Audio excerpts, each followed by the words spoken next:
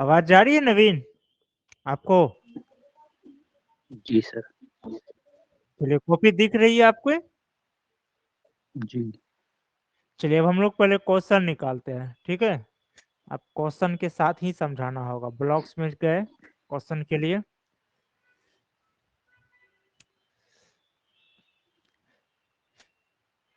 अभी तो शुरू में ही है, या ऐसे भी सर्च कर सकते हैं आंसर राइटिंग।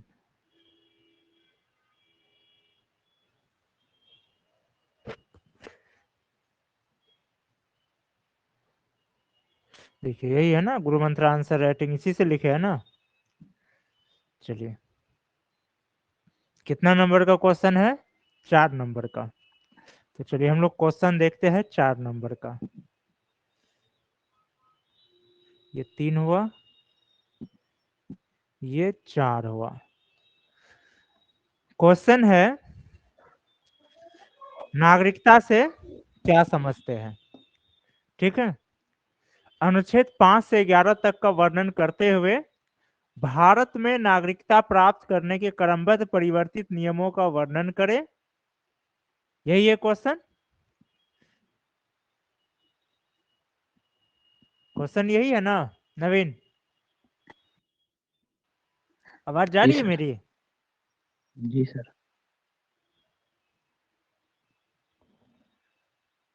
आवाज जा रही है मेरी आपको नवीन?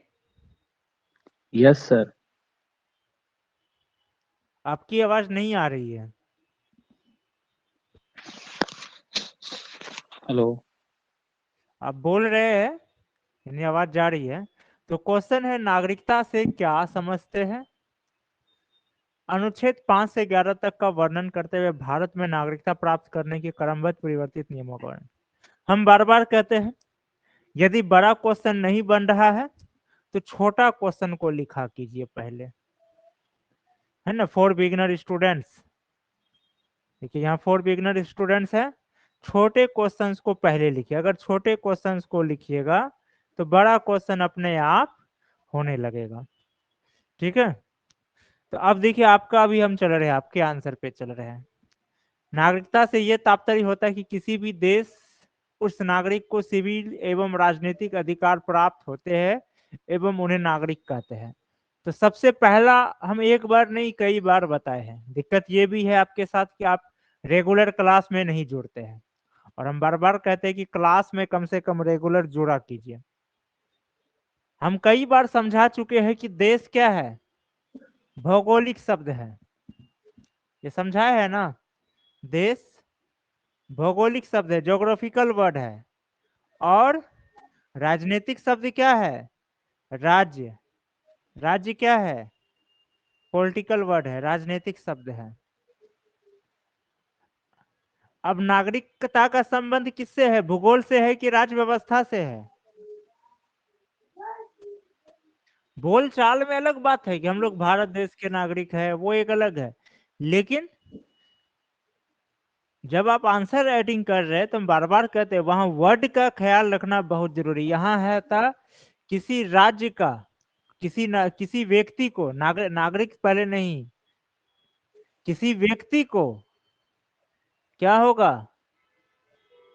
उस राज्य में सिविल एवं, इस सिविल एवं राजनीतिक अधिकार क्या होता है? सिविल अधिकार भी राजनीतिक अधिकार में आ गया। मतलब नागरिक को ही तो अंग्रेजी में सिविल कहते हैं। ठीक है, सब आप दे रहे हैं लॉजिक। नागरिक को ही ना अंग्रेजी में सिविल कहते हैं, सिविलियन।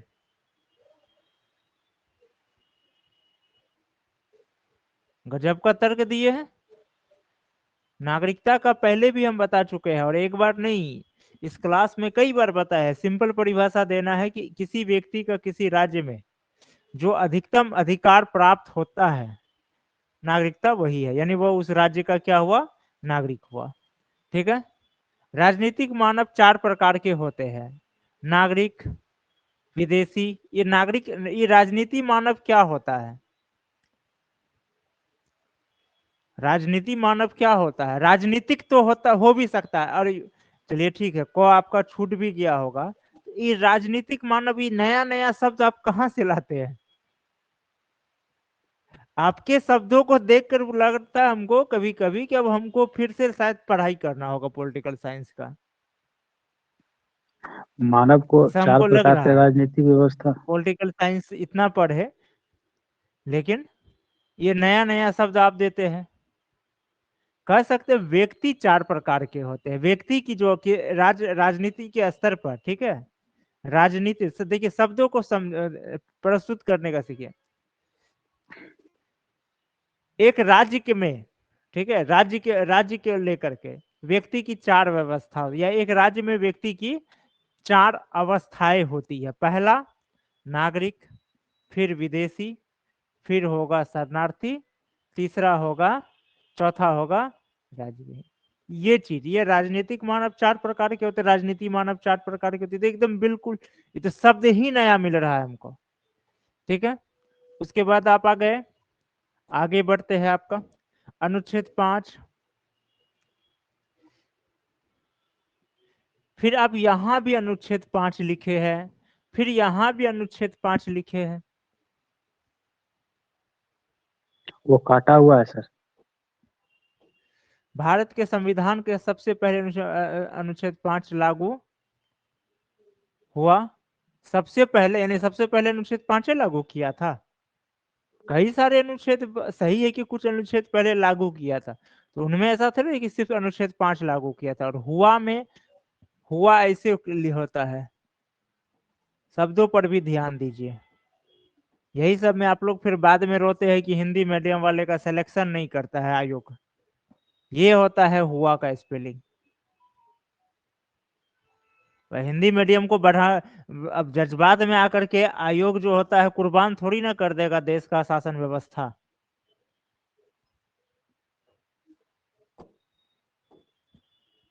सभी लोगों की नागरिकता दी गई में दिया में हर्षिकार होता है।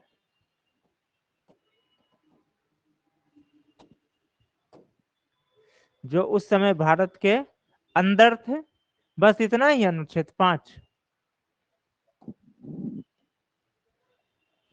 इतना ही है इसमें। भारत के अंदर थी, ये कैसे, भारत में निवास कर रहे थे, ये चलिए एक सही शब्द हुआ, भारत में निवास कर। देखिए आप बार बार कहते हैं ना answer model sir, answer model में आंसर मॉडल है, तो यही तो है आंसर मॉडल आपका, यही आपका आंसर मॉडल है। इसको गौर से पढ़िए, आपको आंसर मॉडल नजर आएगा इसमें, थोड़ा सा माइंड लगाने कीजिए। अब बात है कि हम आंसर मॉडल में आपको एक एक चीज, ये अब ये सब जो आप लोगों का छोटा छोटा शब्द गलत होता है, ये सब आंसर मॉडल में नहीं ना होगा। एक तो आप नए नए कहां से शब्द लाते हैं, हम भी अचंभित हो जाते हैं। वैसा भी शब्द हम आज तक राजनीति शास्त्र में नहीं पढ़े हैं। आप कहां से किस बुक में पढ़ के आते हैं हमको वो समझ में नहीं आता। बुक कौन सा आप यूज कर, कौन सा बुक है आपके पास?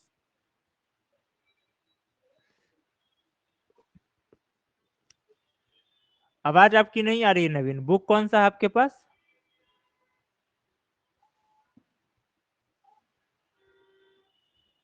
मेरी आवाज जा रही है आपको? बियर मतलब से बेयर एक्ट से आप लिखते हैं?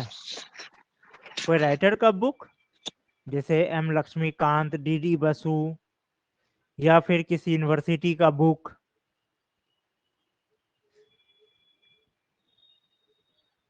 कोई अच्छी बुक लीजिए, जैसे डी बसु हुए, एम लक्ष्मीकांत हुए, ठीक है, कोई भी अच्छी बुक लीजिए।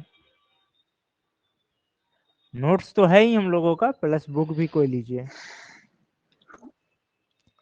उसके बाद है, तो ये आपका अनुच्छेद 5 एक अलग तरह से अधूरा डिफाइन किया। पाकिस्तान वाले बारे में प्रावधान, जो व्यक्ति कोई एक भारत में जन्मा हो, ऐसे व्यक्ति यदि से पहले वापस आ गए का तो कोई बात नहीं, जो आ गए वापस वाला सिस्टम तो अनुच्छेद 7 में है। बियर एक्ट से भी आप गलती हो रहा है, वापस वाला सिस्टम अनुच्छेद 7 में है, ना कि 6 में। 6 में तो जो सीधे आ गए उसके लिए है कि भाई 19 जुलाई 1948 से पहले जो व्यक्ति आइएगा, ठीक है, उसको नागरिकता मिलेगा, और उसके बाद जो आया है तो उसको भी मिलेगा, लेकिन प्रक्रिया होगा। पहले आपको रहना होगा, 6 महीना रहने के लिए अनुमति लेना है, फिर आपको रजिस्ट्रेशन करना है, मतलब जो रजिस्ट्रेशन वाला प्रक्रिया है उससे गुजरना होगा। इसमें तो वापस वाला कोई बात ही नहीं है।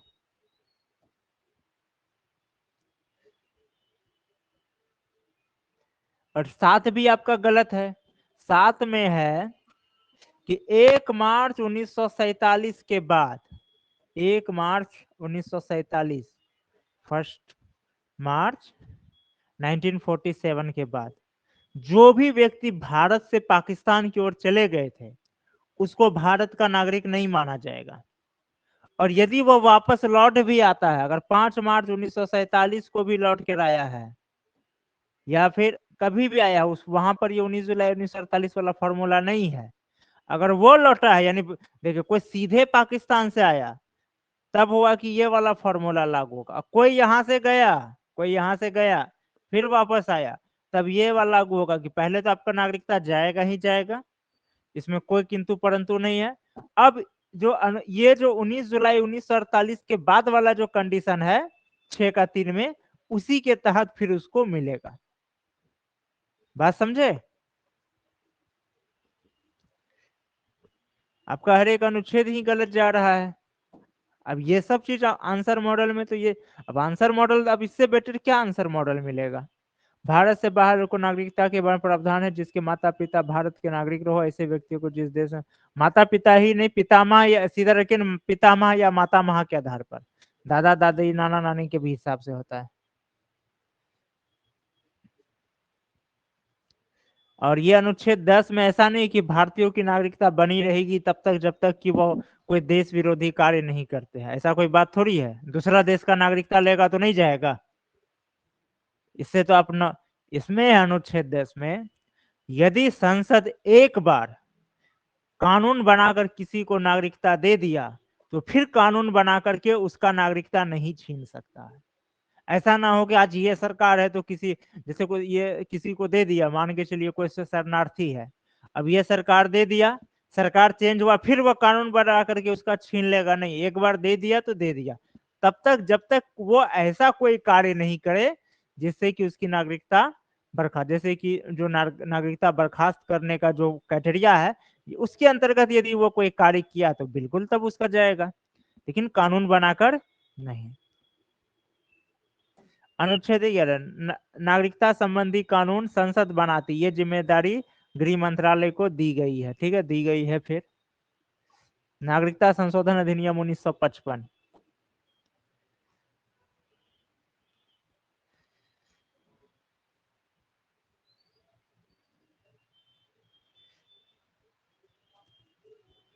देखिए आप जैसे 1986 का संशोधन दिया तो यहाँ अंडरलाइन दीजिए, नहीं तो समझ में ही नहीं आएगा कि क्या किया आप।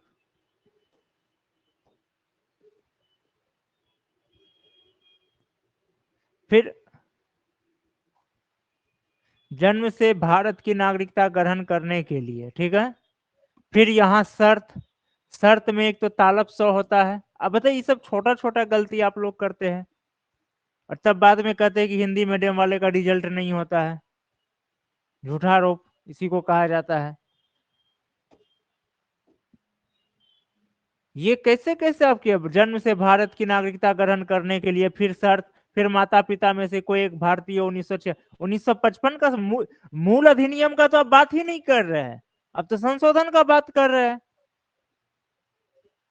देखिए इसलिए कहते बार बार यहाँ, अब इसको देखिए इसमें किस तरह आंसर छुपा हुआ। सबसे पहले नागरिकता किसे कहते हैं, ये आपका स्टार्टिंग हुआ, भारतीय संविधान में नागरिकता से संबंधित अनुच्छेदों का वर्णन करो, ये पहला भाग का आंसर हुआ। नागरिकता अधिनियम 1955 क्या है, अभी ये आपका हो गया दूसरा भाग। अब किस प्रकार संशोधन हुए 92 में, किस प्रकार से, अब या तो ये तीनों को आप इसी के साथ अटैच करके लिख सकते हैं 55 के ही साथ। जैसे 55 में जहां जन्म वाला चर्चा किए तो वहीं पर हम बता दिए कि 86 में क्या संशोधन हुआ, 92 उसके बाद 2003 में क्या संशोधन हुआ।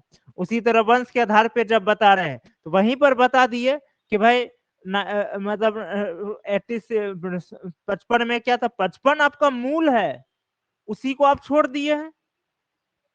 नागरिकता अधिनियम में 55 आपका मूल है, वह मूल अधिनियम है।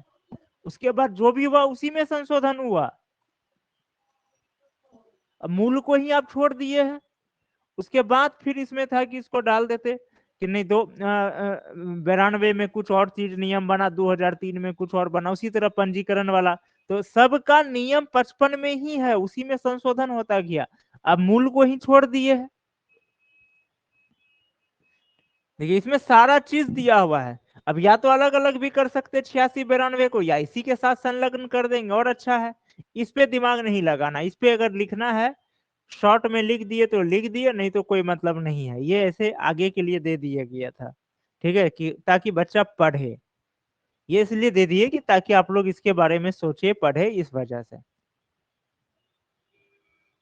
आंसर लिखने से पहले इसको बार बार कहते हैं हम, एक बार नहीं कई बार बोले हैं कि नीचे जो फॉर बिगिनर स्टूडेंट के लिए दिया गया है उसको पढ़िए, वही आपका डायरेक्शन की है, वही आपका आंसर मॉडल है। अब सब कुछ हम ही लिख करके दे दे एक एक लाइन, अब इसका आंसर लिखने में हमको 10 मिनट लगेगा। तो जब हम ही लिख कर देंगे तो फिर आप क्या करेंगे। और आंसर मॉडल में चलिए, आंसर मॉडल में जो खोज रहे हैं लगभग वो यहाँ पर है। अब ये जो छोटा छोटा आप शब्द गलत लिख रहे हैं, इसका क्या इलाज है।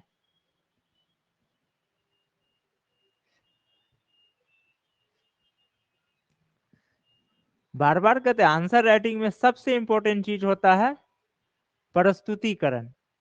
आपका प्रस्तुतिकरण कैसा है, इसी से आंसर राइटिंग तय होता है। ये बात एक बार नहीं कई बार समझाए हैं।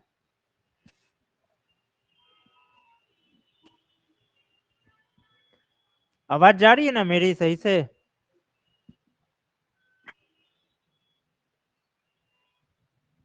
चलिए ये भी आपका ही कॉपी है। अच्छा, आपको नया कॉपी नहीं पहुंचा है, अभी भी 68 69 कॉपी है। भारत में नए राज्य के निर्माण के लिए संवैधानिक प्रक्रियाओं, कितना नंबर क्वेश्चन है, 3 नंबर। चलिए देखते हैं 3 नंबर का क्वेश्चन अब हम लोग। यही है 3 नंबर का क्वेश्चन। चलिए, भारत में नए राज्य के निर्माण के लिए संवैधानिक प्रक्रियाओं का वर्णन करते हुए चर्चा करें कि संघ के प्रकृति के मामले में भारत किस प्रकार चले। यहाँ 2 क्वेश्चन है। पहला क्वेश्चन क्या है, अथवा में देखे है। पहला वही है जिसका लिखे, दूसरा है कि अनुच्छेद 1 के अनुसार भारत जो कि इंडिया है एवं राज्यों का राज्य है, हालांकि भारत संयुक्त राज्य अमेरिका की तरह अविनाशी राज्यों का अविनाशी संघ ना होकर अविनाशी राज्यों का विनाशी संघ। अनुच्छेद 1 से लेकर व्याख्या कर, यदि किसी राज्य को टुकड़े कर नया राज्य का निर्माण करना हो किस प्रकार की संविधान। लगभग दोनों क्वेश्चन एक ही है, बस सेकंड वाला क्वेश्चन क्या है कि ये संपूर्ण सब कुछ को इंक्लूड कर रहा है, ये मुख्य रूप से नए राज्य के निर्माण वाला प्रक्रिया पर ज्यादा जा रहा है, बाकी सब कुछ सेम है। तो हम देखते हैं इंडिया जो कि भारत है, राज्यों का संघ होगा, इसके अनुसार। एक तो देखिए ये ब्लैक पूरा लिखना था, आप लोग को एक ही पेन से बार बार कहते लिखने, 3 पेन का यूज कर रहे हैं। इतना भी हम मूर्ख नहीं, हम समझ सकते हैं। यहाँ ब्लैक किए, यहाँ आंसर अलग कलर, फिर इधर अलग कलर, बार बार समझाते एक ही कलर यूज किया कीजिए, खूबसूरत नहीं दिखाना है।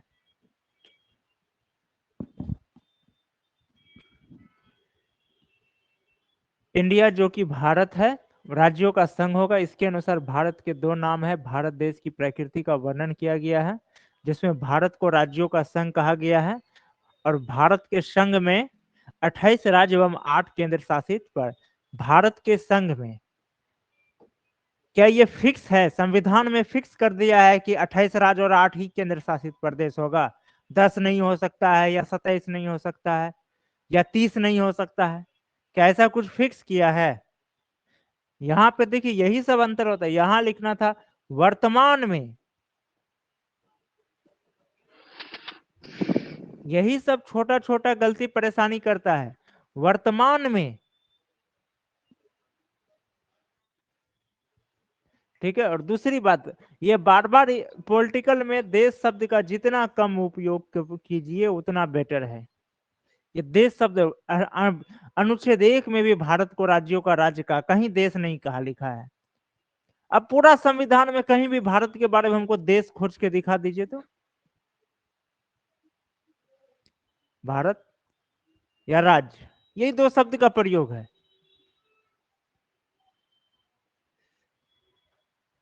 अनुच्छेद 1, भारत राज्यों का संघ है, अर्थात इसके राज्य कभी भी टूटकर अलग नहीं हो सकते। आवाज जा रही है ना मेरी सही से आप लोगों को? जी सर। आवाज जा रही है मेरी सही से? आवाज जा रही है आप सबको? सुधा आवाज जा रही है मेरी?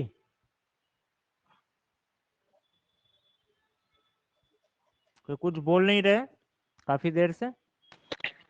जी सर, आ रही है। आवाज जा रही है मेरी? ये आवाज सर नहीं आ आ रही रही है है, आप लोगों की? आपकी क्लियर आ रही है सर। आप लोगों की आवाज नहीं आ रही है, आप लोग शायद बोल रहे हैं लेकिन आवाज नहीं आ रही है, या फिर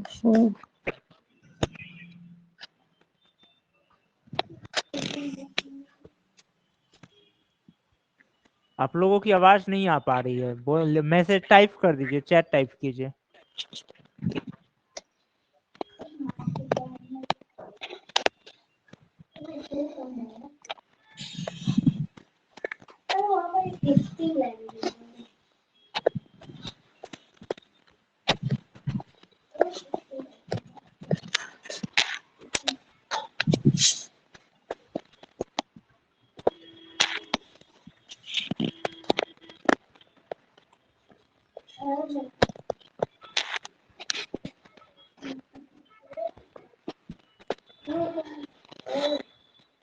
शायद मेरा नेटवर्क प्रॉब्लम है, आप लोगों की आवाज नहीं आ रही है। आप लोगों की आवाज मेरे पास नहीं आ पा रही, तो आप लोग चैट कर लीजिएगा। शायद आप लोगों की तरफ नेटवर्क प्रॉब्लम है। मेरी आवाज सही से जा रही है ना? देख रहे बोल सब रहे हैं।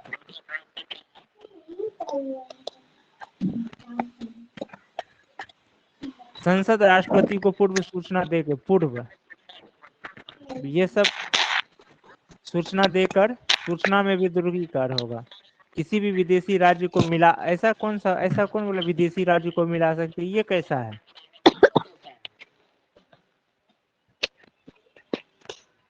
ये कैसा कर रहा है कि वो विदेशी राज्य को मिला सकता है?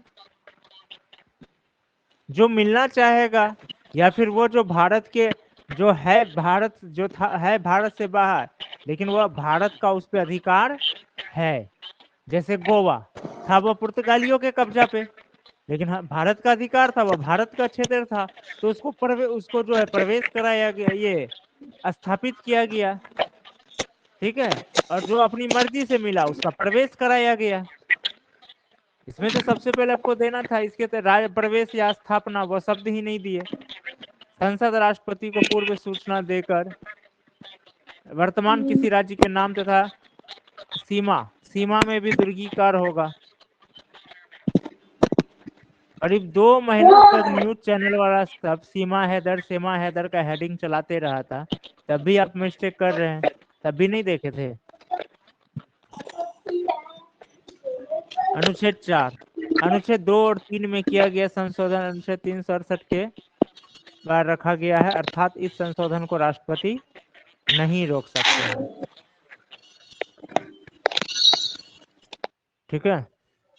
सर्वोच्च न्यायालय ने बनाम भारत संघ 1960 के बाद में इस सब का कोई आपका ना तो अनुच्छेद 2 का डिफिनेशन सही है, ना अनुच्छेद 3 सही से सही है। अनुच्छेद 4 बाहर रखा गया है, क्या होगा? बाहर होगा। अरे बाहर अंदर की शब्द का प्रयोग करने की क्या जरूरत है? यहाँ लिख सकते थे कि यह अनुच्छेद 368 के अंतर्गत नहीं माना जाएगा, 368 के अंतर्गत संशोधन नहीं माना जाएगा, यह साधारण संशोधन माना जाएगा, ठीक है। अर्थात इस संशोधन को राष्ट्रपति नहीं रोक सकते हैं। जब ये कैसा बात हो रहा है? राष्ट्रपति का ही अनुमति से आ रहा है, तो फिर रोकने और ना रोकने की क्या बात है? कुछ भी तर्क दिए जा रहे हैं। आप जिस चीज का अनुमति पहले ही दे दिए हैं, तो संसद का टाइम क्या फालतू है कि बाद में रोक दीजिएगा? आप पहले ही अनुमति दे चुके हैं, अब बाद में कहिएगा कि बिना मतलब का नहीं, अब हमने मूड बदल गए। वो क्या मतलब घर है कि नहीं, हम बोले थे अब मूड मेरा बदल गया? संसद का टाइम का एक कीमत होता है। ऐसा नहीं होता है कि ऐसे ही राष्ट्रपति है तो वो कुछ भी करेंगे, वो भी संविधान के अंतर्गत है। भारतीय संविधान की प्रकृति संघात्मक से बंटवारा, बंटवारा में अंशवार होगा।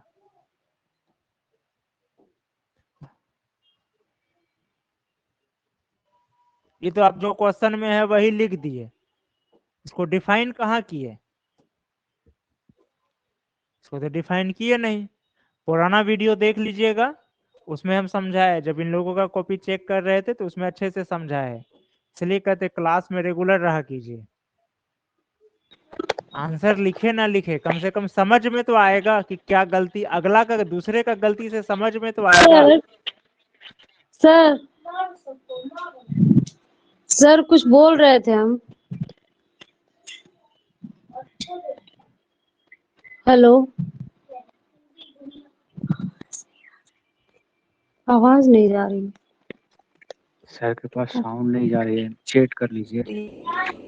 अरे मुझे कुछ पूछना था, वो जो क्वेश्चन 368 वाला था ना, उसमें है वो पॉइंट जो है ना राष्ट्रपति वाला, वो है वो लाइन की कुछ तो है जो राष्ट्रपति की अनुमति के बिना भी, बिना हस्तक्षेप से वो चीज हो सकता है। पॉइंट वो सही था, फिर वही सर से डिस्कस करना था हमको।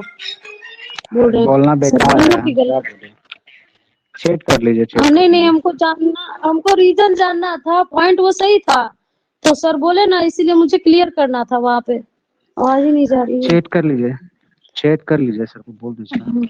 हाँ वही करते हैं, एक सेकंड।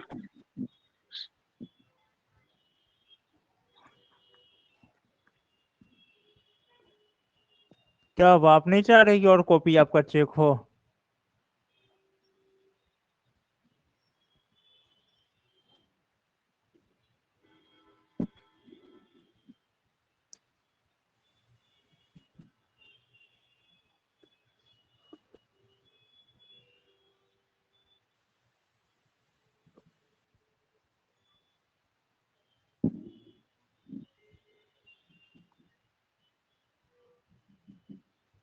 अब इसमें ये क्या हो रहा है?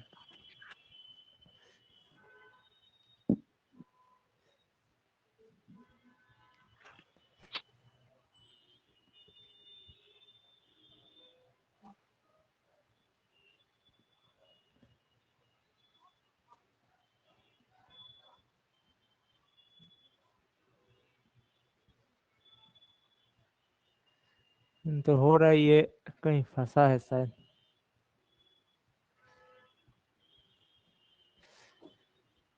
ये तो आपका चेक किए थे, ठीक है।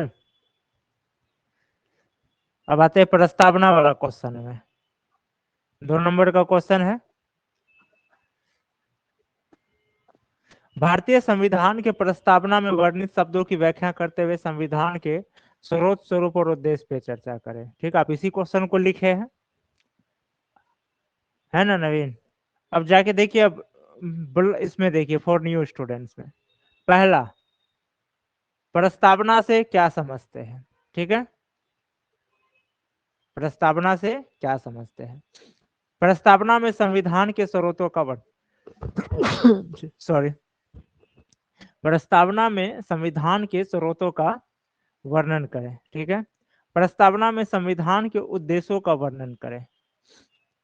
ठीक है, प्रस्तावना में वर्णित संविधान के स्वरूप का वर्णन करें, प्रस्तावना के महत्व का वर्णन करें, प्रस्तावना किस प्रकार संविधान के लिए में। अब इसमें से सिंपल है, देखिए ये कई बार समझा है इस क्वेश्चन को। क्या करना है? कुछ नहीं करना, प्रस्तावना में जो शब्द है उसको 3 भागों में बांट देना है, स्रोत, उसके बाद स्वरूप और उद्देश्य, उसी को, और उसके बाद उसको व्याख्या कर देना। सिंपल है, एक बार नहीं कई बार। आप ना, आपका आंसर में ना कहीं स्रोत का पता है, ना स्वरूप का पता है, ना कहीं उद्देश्य का पता है, किसी का पता ही नहीं। देखिए, कहीं कुछ पता है क्या स्रोत बताया है, क्या स्वरूप बताया है? और यही यहाँ पर है। उसके बाद आपको महत्व को आप पहले भी बता सकते हैं, जैसे प्रस्तावना के बारे में जब बताए, इसी के साथ इसका महत्व का भी वर्णन कर सकते हैं। इसको और इसको इसी के साथ महत्व करके इसी का परिभाषा के साथ अटैच किए, बस इसको कर दिए। इसलिए थोड़ा सा देखिएगा ना, आगे पीछे अगल बगल देखिएगा तो जरूर देखा। अब सीधे एकदम हमको चले जाना है उससे, तो फिर वही दिक्कत होगी जो सीधा चलते चाहिएगा तो। सर आवाज आ रही है सर? चलिए अब आपका नेक्स्ट देखते हैं। आज आपका सारा कॉपी क्लियर करेंगे।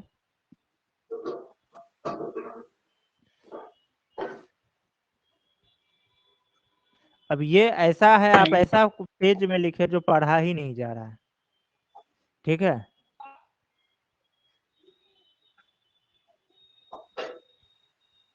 ठीक से ये पढ़ा ही नहीं जा रहा है। हालांकि फिर भी पहले से इसका, इस कॉपी का आंसर फिर भी सही है लगभग। और इसमें भी हम बार बार बोलते हैं, खामियां वगैरह डायरेक्ट नहीं बोलना है। खामियां वगैरह डायरेक्ट नहीं बोलना है, वो आलोचकों को संदर्भ में रखते हुए बोलना है। लेकिन आप लोग फिर वो एक ही गलती बार बार करना है, फिक्स है। और ये आपको कई बार बोले। और इस क्वेश्चन का आंसर कैसे लिखना है, इसको यूट्यूब में एक बार समझा करके डाले भी है। देखिए इसके साथ ही है, ब्लॉग्स के साथ ही है उसका वीडियो, कोई दिक्कत ही नहीं था। चलिए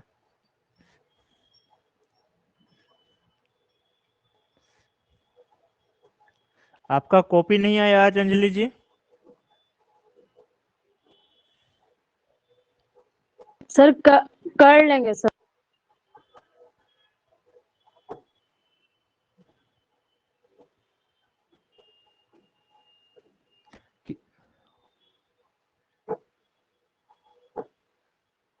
किसको डिफाइन करना है नवीन? आप मैसेज कर रहे हैं कि एक बार डिफाइन कर दीजिए।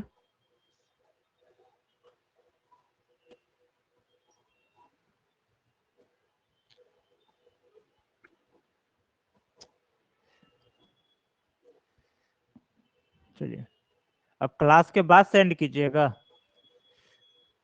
कार्यपालिका से क्या समझते हैं? वर्तमान समय में विश्व भर में कार्यपालिका के विभिन्न स्वरूपों का वर्णन करते हुए भारत में कार्यपालिका की संरचना, महत्व और विशेषताओं का वर्णन करें। उम्मीद है कि आज ये कॉपी शायद तीसरा बार लिख रहे हैं सुधा। उम्मीद है कि आज लास्ट होगा। देखिए इसका भी सिंपल है। फॉर न्यू स्टूडेंट, ये एक डायरेक्शन की है। अब आप लोग न्यू स्टूडेंट सोच के, अच्छा हम लोग को नए स्टूडेंट थोड़ी है, तो नहीं है। जब तक आपके हाथ में नहीं, आपको समझ में नहीं आ रहा आंसर राइटिंग कैसे करना है, नहीं है। प्रस्तावना का डिफाइन तो क्वेश्चन में कर ही दिए कि भाई आपको उसके शब्दों को स्रोत, स्वरूप और उद्देश्य में बांट देना। जैसे स्रोत हम भारत के लोग, स्वरूप पंथ निरपेक्ष समाजवादी, है ना, लोकतंत्रात्मक गणतंत्रात्मक प्रभुसत्ता, उद्देश्य न्याय स्वतंत्रता बंधुत्व की भावना, ये सब क्या है, समता, ये सब क्या है, ये सब उद्देश्य है। अब आगे चल देखते हैं। आगे है कार्यपालिका से क्या समझते हैं? वर्तमान समय में विश्व भर में कार्यपालिका के विभिन्न स्वरूपों का वर्णन करते हुए भारत में कार्यपालिका की संरचना, महत्व और विशेषताओं का वर्णन करें। सरकार का वो अंग जो विधायक नहीं, विधेयक, ठीक है, विधेयक होता है ना कि विधायक या अधिनियम होगा, ठीक है, और कानूनों को लागू करता है। विधेयक नहीं, इसको कहिए विधायिका द्वारा। विधायक भी नहीं, यहाँ होगा विधायिका। विधेयक भी नहीं, यहाँ होगा विधायिका। विधायिका लेजिस्लेचर, विधायिका द्वारा निर्मित नीतियों और कानून को लागू करता है और प्रशासन का काम करता है, कार्यपालिका कहलाता है। ठीक है, सही जा रहा है आप आज। विश्व भर में कार्यपालिका का स्वरूप एकदम देखिए, है ना, कार्यपालिका से क्या समझते हैं, यही है। तो विश्व भर में कार्यपालिका का स्वरूप, इसका तो वर्णन यही कर दिए है, बस इसी को डिफाइन करना था। लोकतांत्रिक शासन की वो जिसमें कार्यपालिका अपनी लोकतांत्रिक वैधता विधायिका से प्राप्त तथा संसद की उत्तरदायी। इस प्रकार संसद के जगह लिखिए विधायिका की प्रति उत्तरदायी होता है। जरूरी थोड़ी कि हर देश का विधायिका का नाम संसद होगा। भारत में ही केंद्रीय विधायिका का नाम क्या है, संसद, लेकिन राज्य विधायिका का विधानमंडल। इस प्रकार संसदीय प्रणाली में कार्यपालिका और विधायिका परस्पर संबंधित होते हैं। इस प्रणाली में राज्य का मुखिया तथा सरकार का मुखिया अलग अलग व्यक्ति होता है। फिर ये आप कहाँ चले गए? यहीं तक आपका आंसर परफेक्ट था। संसद परस्पर संबंधित होते, बात खत्म था। इसलिए कहते ज्यादा लॉन्ग जाने की कोई जरूरत नहीं है। अध्याय ये कैसा? भारत में भी तो गणतांत्रिक शासन प्रणाली है, तो क्या अध्यक्षात्मक हो गया? गणतंत्र का संबंध किससे है? गणतंत्र का संबंध सिंपल है कि उस देश का सर्वोच्च पद वंशानुगत ना होकर के उस देश का कोई भी नागरिक जो उसके क्राइटेरिया को पूरा कर रहा है और चुना जा रहा है जनता द्वारा या जनता द्वारा प्रतिनिधियों द्वारा, यानी कोई भी नागरिक बन सकता है जो भी उसका क्राइटेरिया है उसको फॉलो करते हुए। ऐसा थोड़ी है कि अब जहां गणतंत्र होगा तो वहां अध्यक्षात्मक प्रणाली होगा। दोनों अलग अलग चीज है। जबरन दोनों को ये लोग मिक्स कर रहे हैं। अध्यक्षात्मक का सिंपल मतलब होता है कि यहाँ क्या होता है, कार्यपालिका विधायिका द्वारा कार्यपालिका विधायिका से मुक्त होती है। जैसे समझिए भारत में प्रधानमंत्री है, ठीक है, भारत में प्रधानमंत्री है, सरकार का यहाँ पर मुख्य रूप से प्रमुख या फिर राष्ट्रपति है। तो दोनों को ही भारत का चाहे राष्ट्रपति हो या प्रधानमंत्री हो, उनको भारत के जो विधायिका के सदस्य है, बात समझे, भारत में चाहे राष्ट्रपति यानी शासन का प्रमुख हो या राष्ट्र प्रमुख हो, तो इन दोनों को क्या चाहिए? प्रधानमंत्री है तो इसको तो एमपी का सेलेक्शन, इसको भी एमपी का समर्थन चाहिए, इसको भी एमपी लोग चुनता है। जितने सारे सांसद गण है वही ना एक प्रधानमंत्री को चुनता। फर्क क्या है कि राष्ट्रपति को मतलब राज्यसभा, लोकसभा, विधानसभा द्वारा भी चुना जाता है, इसको केवल लोकसभा का, लेकिन चुना तो जाता है। अब अगर एमपी का समर्थन हट जाए प्रधानमंत्री से, सरकार क्या होगा? गिर गया। यानी कि देखिए भारत में कार्यपालिका का शक्ति किस पे निहित है? राष्ट्रपति पे निहित। आर्टिकल 52, राष्ट्रपति इस शक्ति का प्रयोग किसके द्वारा करता है? प्रधानमंत्री एवं उसके मंत्री परिषद, ठीक है। और राष्ट्रपति प्रधानमंत्री को नियुक्त करता है अपना इस शक्ति का प्रयोग के लिए, लेकिन कंडीशन क्या है? प्रधानमंत्री को किसका चाहिए? लोकसभा का समर्थन चाहिए। लोकसभा का समर्थन नहीं रहेगा तो प्रधानमंत्री नहीं रहेगा। इसलिए इसको कहा गया संसदीय प्रणाली। इसलिए कहा जाता है कि संसदीय प्रणाली में क्या होता है? कार्यपालिका विधायिका के अंतर्गत होता है, उसको उस पर निहित होता है, उसको उसके प्रति क्या होता है? उत्तरदायी रहता है लोग, ठीक है, विधायिका के प्रति। अब अध्यक्षात्मक में चलते हैं। अमेरिका में राष्ट्रपति, वहां क्या होता है? डायरेक्ट चुना जाता है, वहां डायरेक्ट कैंडिडेट खड़ा होता है, चुना जा रहा है। वहां जनता द्वारा डायरेक्ट चुना जा रहा है और जिसको जनता डायरेक्ट चुना है वही क्या कर रहा है? कार्यपालिका का सारा शक्ति का प्रयोग कर रहा है। अब सदन में किसी भी पार्टी का एमपी का संख्या ज्यादा हो कम हो कोई फर्क नहीं पड़ता, जो चुना गया, ठीक है। और वो अब अपने क्या करता है? वो अपना मंत्री परिषद बनाता है और उसकी सारी शक्तियों का प्रयोग खुद करता है। ये है अध्यक्षात्मक। इसलिए कहा जाता है अध्यक्षात्मक में क्या होता है? वो विधायिका से, ऐसा नहीं कि वो नहीं है, वहां भी महाभियोग आ सकता है राष्ट्रपति, लेकिन उसके लिए प्रक्रिया, एक जटिल प्रक्रिया है। इसलिए अध्यक्षात्मक में कहा जाता है कि वो क्या होता है? कार्यपालिका विधायिका से स्वतंत्र होता है और यहाँ कार्यपालिका विधायिका के अंतर्गत होता है। ये अंतर है, क्योंकि प्रधानमंत्री को लोकसभा का समर्थन यहाँ चाहिए होता है, अगर नहीं मिलेगा तो वो फिर सरकार में नहीं रहेगा। अंतर समझे? इसका गणतंत्र लोकतंत्र से कोई संबंध नहीं है। दोहरी कार्यपालिका, जहां राष्ट्रपति और प्रधानमंत्री दोनों का अपना होता है, दोनों का, ठीक है। बहुल कार्यपालिका, कार्यपालिका लोकतंत्र का गुण है जहां, ठीक है। भारतीय कार्यपालिका स्वरूप, इसका 74 75। संघीय कार्यपालिका में राष्ट्रपति और राष्ट्रपति को सहायता सलाह देने के लिए अध्यक्ष के रूप में प्रसाद मंत्री शामिल।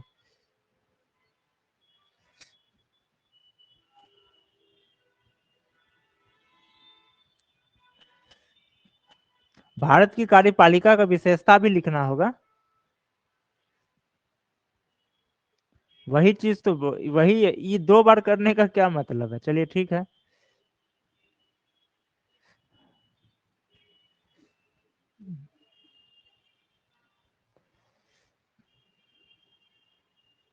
ये आपका गलत पॉइंट है कि जनता द्वारा, राज्यसभा से भी मंत्री बन सकता है। वो ब्रिटेन में है। ब्रिटेन में क्या है कि वहां पे फिक्स है, जैसे यहाँ पे लोकसभा राज्यसभा दोनों से, लेकिन नहीं, वहां जो निचली सदन है यानी वहां का जो हाउस ऑफ कॉमन्स है उससे ही बनेगा, हाउस ऑफ लॉर्ड से नहीं बनेगा, यानी राज्य वहां के राज्यसभा से नहीं बनेगा, उच्च सदन से नहीं बनेगा। भारत में ऐसा नहीं है।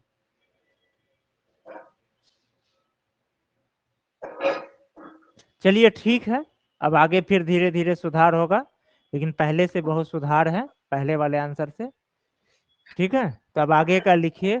और नवीन, आप कोई भी देखिए, हर क्वेश्चन के नीचे दिया हुआ है आपको डायरेक्शन की, इस पे फोकस कीजिए। अब ये भी नहीं है ऐसा, या तो इसी को लिखिए, अगर आपको दिक्कत है तो पहले इसी को लिखा कीजिए। ये जब लिखते लिखते हैबिट बनेगा तब इस पे चलिए।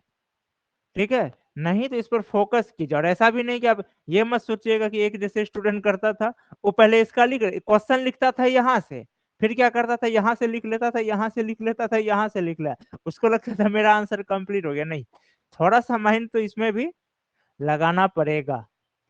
नहीं लगाएंगे तो फिर भाई ऑफिसर काहे का बनेंगे।